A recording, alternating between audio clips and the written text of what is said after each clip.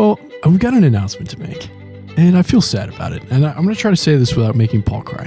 And that is... Welcome to Classical Etc. You're in the studio with Shane Saxon. Welcome to another episode of Classical Etc. I'm joined by Martin, Tanya, and Paul. Martin. And the hysteria has already Canada. begun. I am. Tanya, back from England. Me and Paul never left. But we have a very special episode for you. But before we get to that, we're going to talk about classical education and how it relates to the church. And we have an announcement. But before we get there, we have to honor our time-honored tradition. And I've got to ask you, Martin, what have you been reading recently?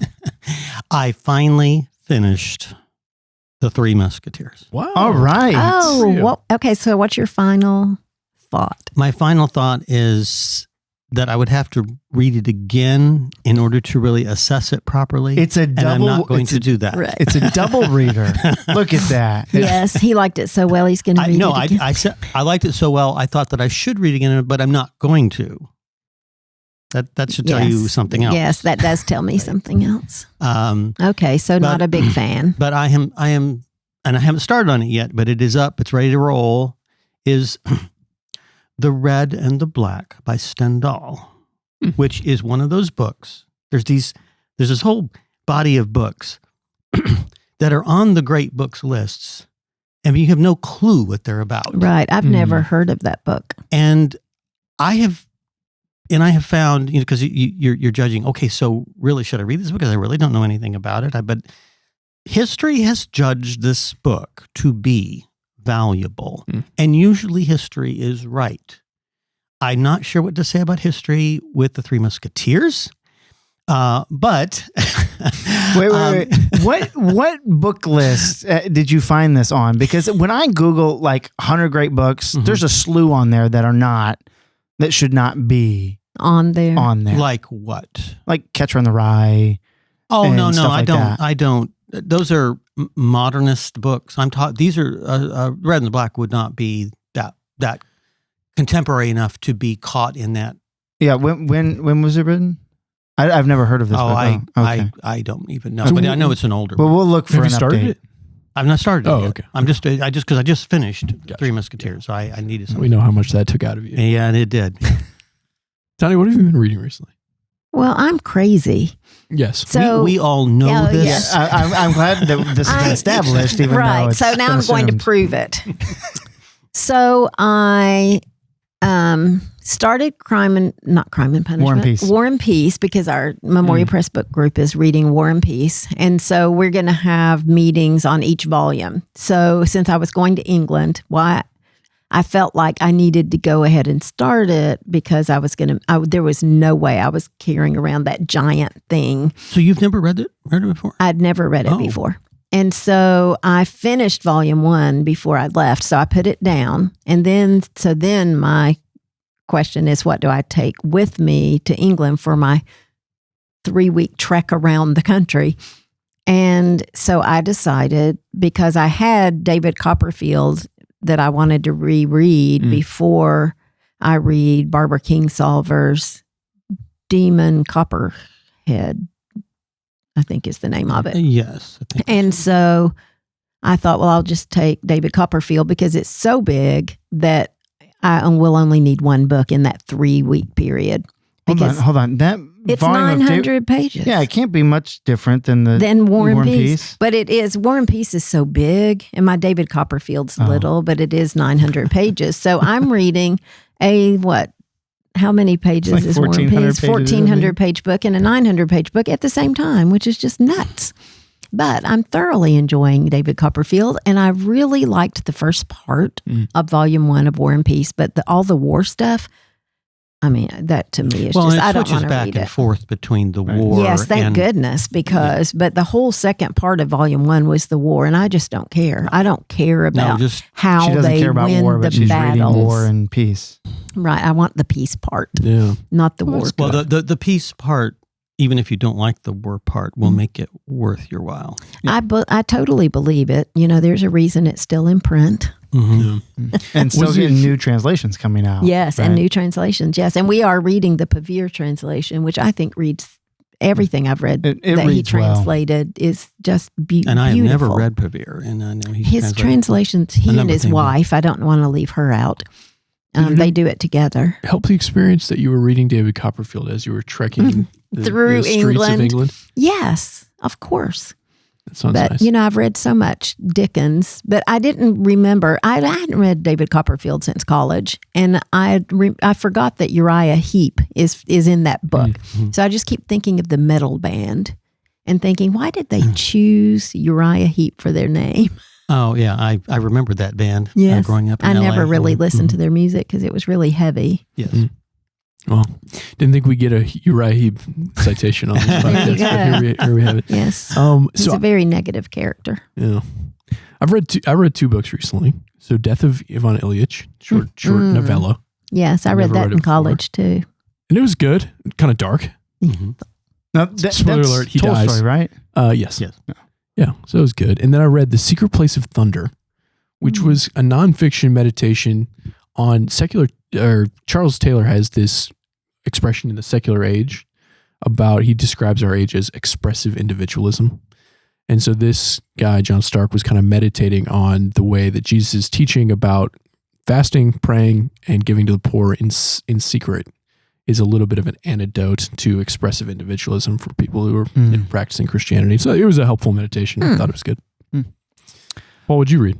My wife and I stopped by the bookstore at the Berry Center, Oh yeah. and I'd never been there before. It's in Newcastle, Kentucky, and I was blown away by their selection. I mean, I shouldn't have been. I mean, I just loved. They had all it's the books by Berry. well curated. No, And I a mean, lot more. and a lot more. yeah. And what Okay. they have that's not by Berry is very well curated. I mean, you just go to like the history section. It's like all the books that I would want to, like, I just would want to buy every book in the bookstore. You know why? It's curated by an HLS grad, Who? Virginia. Oh, Did Virginia wait on you? No, because Wendell's granddaughter. No, it would have been. It was somebody else because it was like a younger, like college age person that was studying like biology while I she taught was- Virginia. You did teach Virginia. That's why it's well curated. yes. It's because Martin taught the curator. Just so you know. So anyway, I found this book called "Oh Kentucky," and Who wrote it? Barbara somebody. Hmm. It was published in the 90s, but it's intended to be sort of an epic story of the settlers that came through the Cumberland Gap, following Boone. And so I'm just at the beginning of it, but it is warming my Kentucky heart. and I love that time period. Time period's wonderful. In Have you read Kentucky- Janice Holt Giles? Kentucky produced some great writers that nobody knows about anymore. Janice Holt Giles. Janice Holt Giles. I've never who heard was of a Janice Holt You Giles. really need to read one of the Janice great Holt historical Giles. fiction writers, Mhm. actually. And then James Lane Allen, who wrote A Kentucky Cardinal, which is one of those beautifully written books I've ever read. James Fox Jr. John Fox Jr., who wrote The Trail of the Lonesome Pine, and a number of others. There was a movement in the early 20th century called the local color movement, and books about localities, became very popular, and so they were on the top rank of those the local color movement. And You they're know just some wonderful. really obscure things. I do. Yeah, there's some nooks and crannies in there that are yet to Well, be explored. Somebody's got to read them. for Martin growing up in California, right? Like your embrace of all things Kentucky is wonderful. Yeah, I love there it. was a real culture here. There's culture there, but it was the beach culture, which is a little bit different. Hey everybody, Shane here. Just saying thank you for the way you've supported our show and continue to do so through your likes, shares, and comments below. Viewer support makes this show work, and we're incredibly glad to have you along on this classical journey. Thank you for being here. And let's get back to the episode. Well, we've got an announcement to make, and I feel sad about it. And I'm going to try to say this without making Paul cry. And that is, I am leaving Memoria Press, and I've taken a pastor job in my home state of Wisconsin, in Door County. If anyone's ever been to Door County, it's the most beautiful place on earth. What's the city? It's called Sturgeon Bay. Okay. I'll be a pastor. Sounds cool. Yeah, it's an amazing. It's a very, very amazing beautiful, city. beautiful place. Yeah, I have been to Door County, no. but I would not agree that it's the most beautiful place on earth. And I'll be a pastor at the Sturgeon Bay Community Church. But sadly, that That means I'm leaving Memoria Press and Highlands Line School. And for anyone who knows me, you know that I came to Louisville to go to seminary. And then me and my wife found a home here that kind of, we just stayed. But the goal was always to go be a pastor. And Which you were very transparent about when we hired you. And then when we promoted you to run the schools division, you still said, you know, my calling is to be a pastor. And I said, if you just give me 2 years. Then every 2 years, you said, if you just give me This reminds me 2 more years. This reminds me of the movie Support Your Local Sheriff with James Garner, where he keeps saying, no, I just need you to understand, because I want to be sheriff. I'm on my way to Australia now. Okay. Right. And he ends up staying. Yes, which is exactly what I was hoping was going to happen, was that Shane would fall so in love with us and with his job here. And I consider what we're doing a ministry, that it would maybe fill that ministry call in his heart. Our listeners need to know that we're still trying to convince Shane to stay, even though he's made his decision. And Tanya, I have to apologize that I set you up for this disappointment, because you asked me for 2 years and I'm here 12 years later. And Shane, you asked That's for 2 right. years and he's And off he out. goes. So basically, we know now that his time is up. I think what we know now is that he really just doesn't care about me as much as Wow. Paul does. Oh, that's that is- touching. I like that. Could be true. There's no I mean, that's proof it. why I'm here, is Tanya. So I think the question, obviously, that a listener would have is, what does this mean for the podcast? And I would just say that I think, have all just been well aware that the reason I think people like this is because these conversations are needed in our world. You know, people talking about books, and it's not really necessarily us. I think we're all pretty convinced of that, as much as just the beauty of conversation about books and classical education. And so those conversations are going to keep happening, and they'll probably be better through different voices, different ideas going forward. So it's not going to stop. I will be a listener and not a participant until you guys call me in. That's so sad. Yeah, maybe we could work on that technology, get Shane dialed in every once in a while. Yes, maybe so. So, I am very sorry that you're leaving. As we've discussed, I'm thrilled that you gave us the amount of time that you did give us. So, you know, to get other people in place to do the many, many things that you do. But it is very sad for us to lose a member of our community. But I also know that what you're doing is truly your vocation, and I think you're going to do an amazing job. And I will be cheering you on from Kentucky. And when you start a school, I will be there to teacher train for you, That's even great. though your wife can teacher train circles around me. I do remember when you took over the schools division, I have very fond memories of your very first school trip, which you took by yourself. Oh, yes, And- me as well. Yes. And you got back, and it turned out that you had stayed in some hotel. And my first statement to you was, I would never stay in a hotel like that. And I'm not sure why you did, I because was trying to save the nobody company money. I right, didn't which was know. great. But I said, you know, we've got standards here, and you can actually stay in a hotel with running water. And then there was nobody there to check you out the next morning, because she was in the back having a fight with somebody on the phone for like 45 minutes. Correct. And you didn't know that you could just leave. Yeah. And, I thought they would arrest me. Like, Right. how don't you have to check out for your room? Right, but it's Yeah, all you used done. It's all done by email now. So you missed your flight because you were so responsible, Thank you. and then But you were ignorant. in the You can tell were- at this point he's good pastor material. right? yes, You know? you were in the airport till 9:30 at It was night. 9 a.m. was the departure that I missed, and I left at 9 At p.m. 9, yes, and then got Oh, God bless your to heart. his destination, and the rental car place had closed. Didn't know that happened. I thought they were open 24/7. So I mean, he learned so much in one trip, just in one trip. I'm surprised he went back for a second trip. Yeah. So then you Ubered. How did you Ubered to to the your hotel. hotel, and then had to go back to the Well, and then I got airport? to that hotel, same chain, which I don't remember the name of anymore. And they gave me the key to a room that was already occupied. Oh, yes. Right. That's Then happened. I get a It's rental happened. car Yeah. the next morning, and I Ubered to the rental place, and they dropped me off, but it was before it opened because I had to drive to Las Cruces that morning, 45 minutes away, so I had to get there early. I am standing in the parking lot by myself in El Paso, and the wind is just like whipping past me. It's such a windy city. And I'm standing there, and outside of the closed Enterprise, when they call me and say, "Hello, Mr. Jackson, we saw that you made a reservation. We just want to let you know we don't have any cars for you."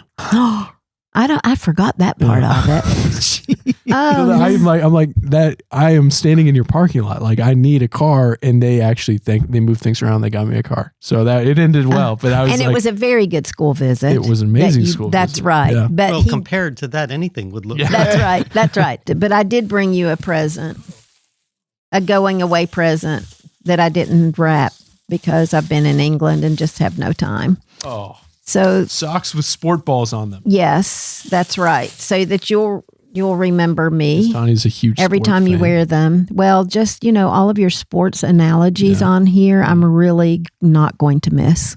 Thank you. I really enjoyed working with you. I thought of bringing you like undershirts or something. The other story from the road that I feel like I have to tell because Martin's forgotten it is when Martin and I traveled to Miami together. One morning, the morning that we left, we go down to the lobby, and this is just me and Martin. Our brains we're operating at peak capacity. This is you all leaving Miami trying to come home. Yes. So we're standing in the lobby, and for maybe 20, 30 minutes, we're standing there on opposite sides of the room, didn't know each other were there. And Waiting? eventually we realized that we're there together. So then we link up, and all of a sudden it dawns on Martin that he forgot something in the room. So he goes upstairs, he comes back, he's got it. And then I go, shoot, I forgot my things in the room too. So then I go up in the room and I come back. So we get to the airport, and we had a rental. So we drop off the rental, and we get halfway down the tarmac to the airport, and there was Miami. It's a huge airport. And all of a sudden Martin goes, I forgot my jacket.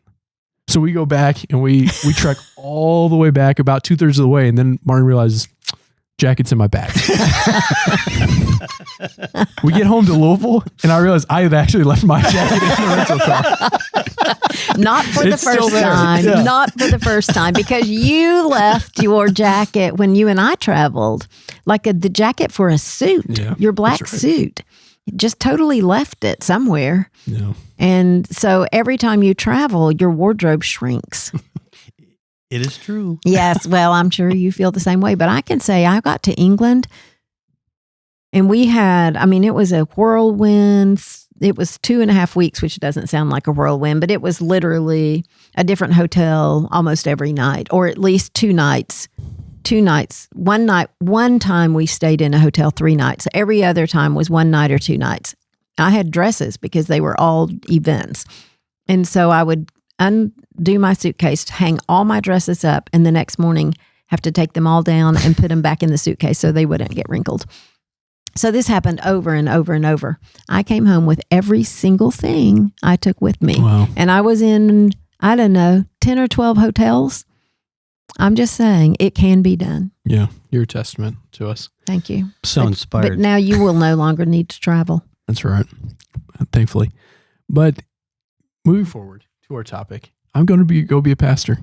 Mm. But I don't see this as a deviation in the mission I've had the last few years. I just see this as kind of narrowing to more specifically what I think is within what I've been called to do and maybe within my skill set. And that is, I do think there's always been a very important part of what we do for achieving the mission of the church in classical Christian education. Because if we are training students in the liberal arts towards virtue and wisdom, then we are participating in the work of the church that makes our students useful to the kingdom to glorify God. How do you guys see classical education helping contribute to the mission of the church? Well, I would say that the Western civilization that we're all heirs to has been fundamentally formed by Christianity. It's not just the West, it's the Christian West, and I use that term all the time. Tolkien liked to use that term. That the values and the ideals that are characteristic of the Christian West, those are the things that get passed on in our literature, in our history, which classical education really emphasizes. This is the way that we pass on a civilization, and it is the civilization of the Christian West. So this is hugely important, and I think this is probably the one thing that most approaches to education do not emphasize enough, and classical does. It does. It was renewed by the monks. They are hugely responsible for what we have today, that we have it.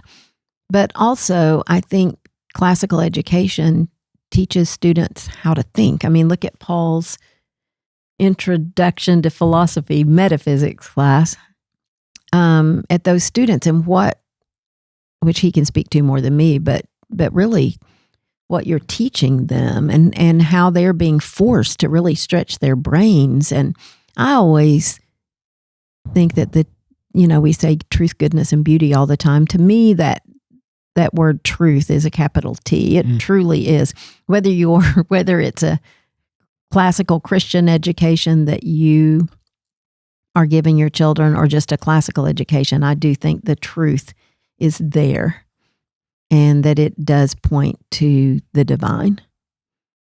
Yeah, I mean, it's interesting that you bring up my class because, well, I feel like that's the culmination of all these years of training that we've done for them. In a lot of ways it is.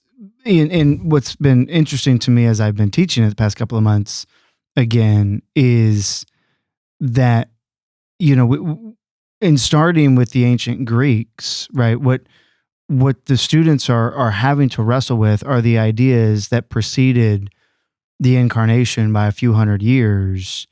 And so they're sort of fully understanding the problems of human reason, human existence, before the incarnation. And then kind of halfway through the year, we get to Boethius, and we get to see how Christians took those ideas and said, this is fully in harmony with the order of the world that we see and the revelation that's been given to us.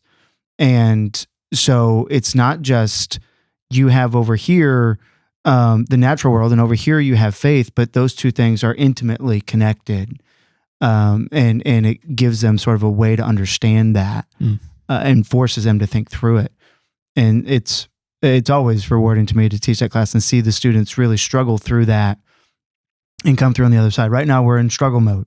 And, but I know I've seen it before and I know it's coming when we break through that and they're going to go, oh, now this starts to make sense. Something like the assumptions that I already had about the world are now defensible because we've taken sort of human wisdom and divine wisdom and shown how those two things go hand in hand because reason was given to us by God. It's all divinely. Mm-hmm. And we know things. Plato talked about this. I love this. The other day we were talking about how the good, Plato's idea of the good is the author of our ability to know, right?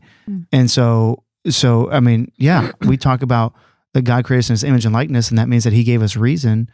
It's the same idea, and it's wonderful for the students to struggle through that. And I'm writing an article for our next issue of the Classical Teacher magazine about this very thing, the how Athens and Jerusalem are working together here. And you used a word in your description, harmony. There's the dissonance view, which is Tertullian's. What hath Athens to do with Jerusalem? There's the melodic view, you could call it, where they're very closely tied together. They're just two sides of the same coin. And then there's the harmonic view, because harmony is two different voices, two different keys, but they go together. And this was the view of Leo Strauss and Jeffrey Hart, and that's that there are some struggles between those two things. There's a tension between those two things. And it's that tension that we always have to deal with, that's coming from God's direct revelation and our being made in the image of God, and yet we're human beings. And so there's always going to be that tension there. And that's good because it's the energy that drives Western civilization.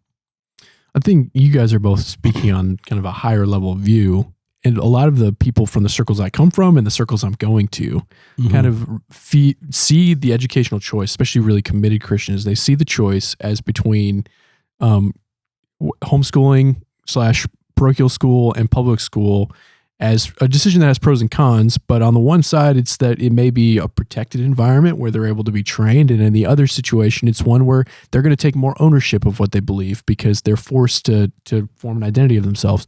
And that kind of fallacy of the excluded middle sees education as something where the actual content never even really gets examined because people are so concerned about how is this forming or shaping my student, whereas classical education, it seems to marry all of those things into one, where we're forming our students, helping them to take ownership of what they believe, but then also paying attention to what they're actually learning, kind of what you talked about with truth, goodness, and beauty.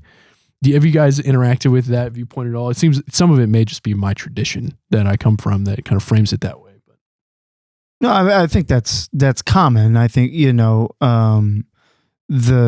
the impulse that we want our students to only be, or our children to only be exposed to certain things at certain times, right? I mean, but that's where I think the classical education model is cognizant of that, but also saying that we need to do it in age appropriate ways, but eventually, like, we're training them to be adults.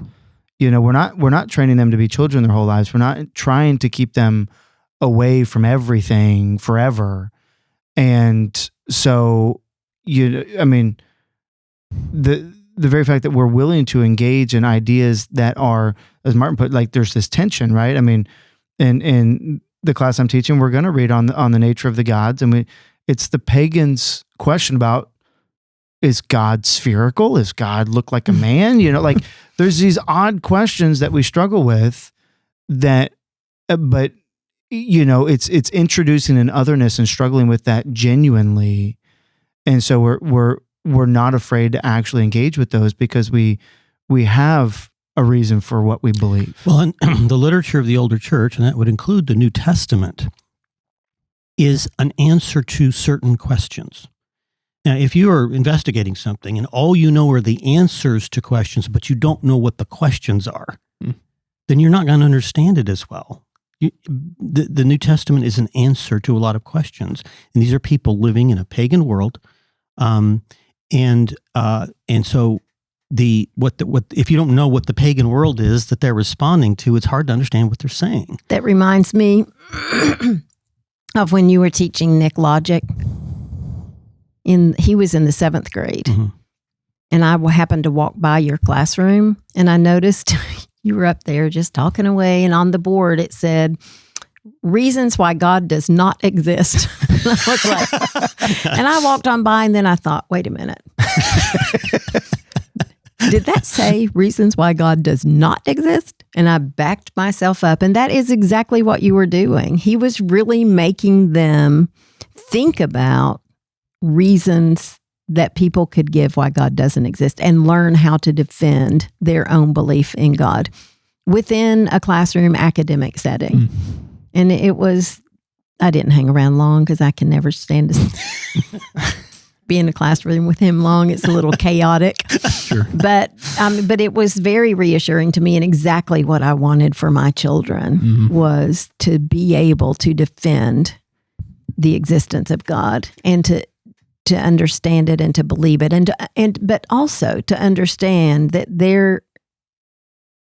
you do have to consider the other side of the coin.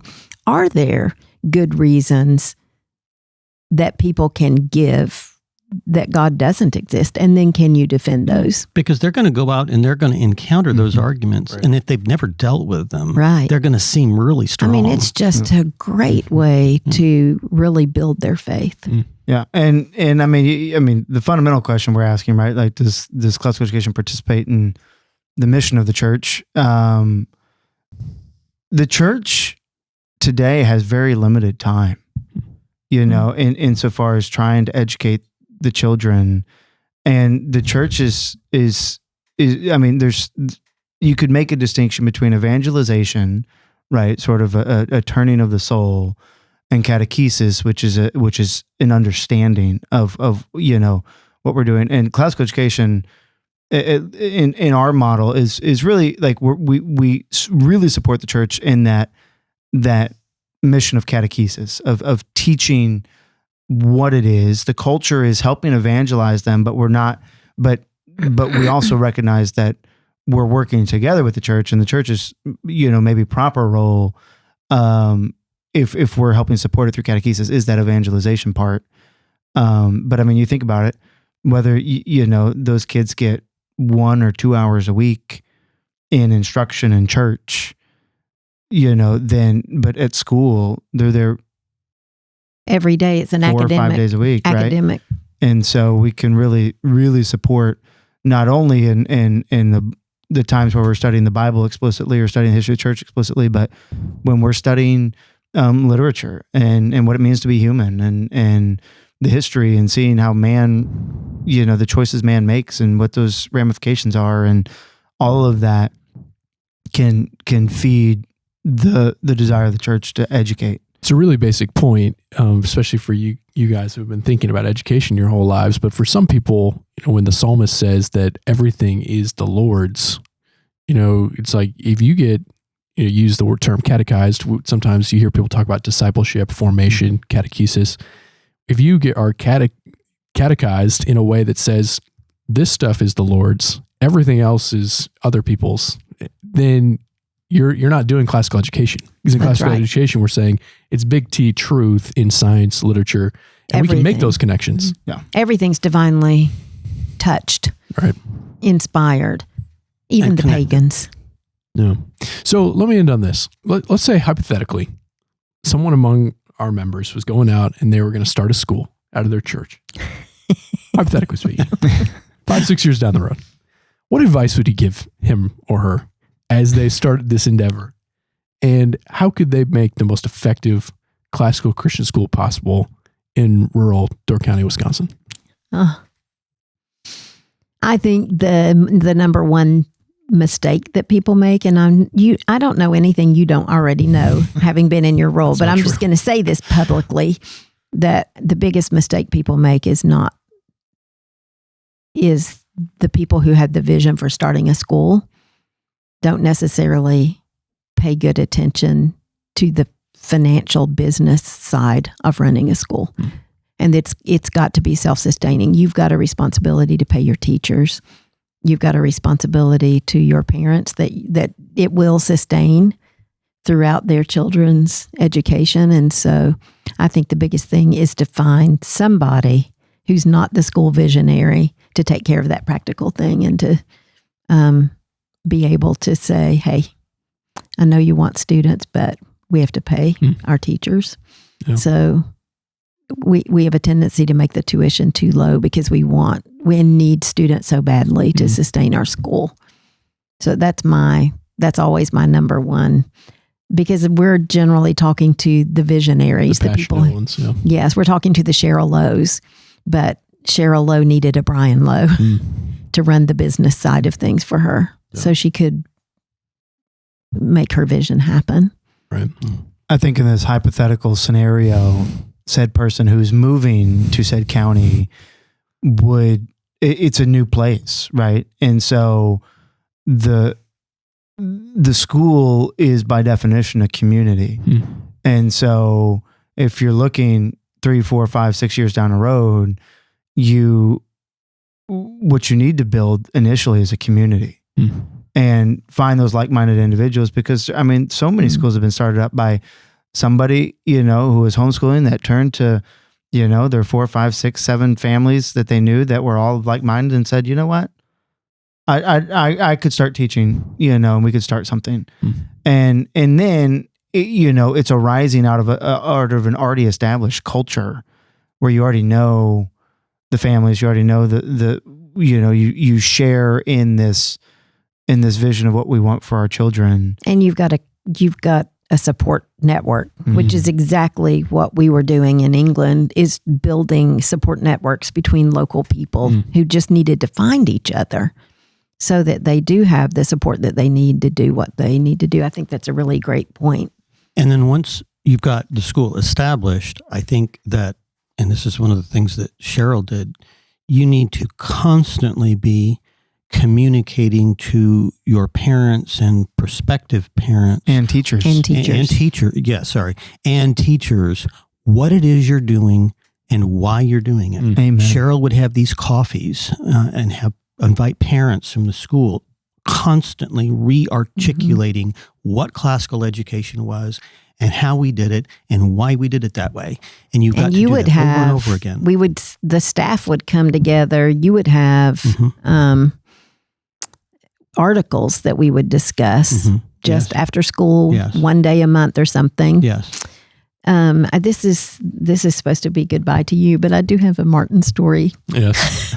In connection with that. No better way to celebrate me than to roast Martin. You know those big, what do you call those big things that you get coffee in from like our local Heine Brothers? So Urn comes to mind, but that's wrong. a carafe, but that's not what it is. That what it's called? It's a cardboard box thing with a bladder in it. Yeah. So Martin decides it's not hot enough. So this is like at one of our article meetings is getting ready to start. It's after school, carpool is finishing up, and he puts the thing in the microwave. Well, that didn't work. Apparently you're not supposed to microwave it. So it comes out and it is like there is coffee pouring out of the thing, and he's trying to get it to the bathroom. I mean, this is Crescent Hill. And so those white and black tile floors, and all the way down, there's this trail of coffee as he hauls the thing down to the bathroom sink. And then I put it in the sink and I look at the top and it says, "Do not microwave." But we did have a nice discussion after that, and I'm sure I learned a lot. I always wondered why they put those, warnings on things. Yes, I know. So did I, obviously. Well, it's some great advice, and I appreciate it. It could come in handy, hypothetically speaking. It better Down come the in road. handy. Yeah. Well, this has been fun. It's been a good ride. Well, I just have one thing. Yes, Martin. Enjoy your socks. Thank you. We're going to miss you desperately. I will miss you all too. Thanks for listening. See you next time. Thank you for listening to this episode of Classical Etc. If you enjoyed this conversation, please consider liking this video. If you want to join the conversation, then you can comment below. And if you want to stay connected, please subscribe to our channel. I hope you enjoyed this show, and we'll see you next time.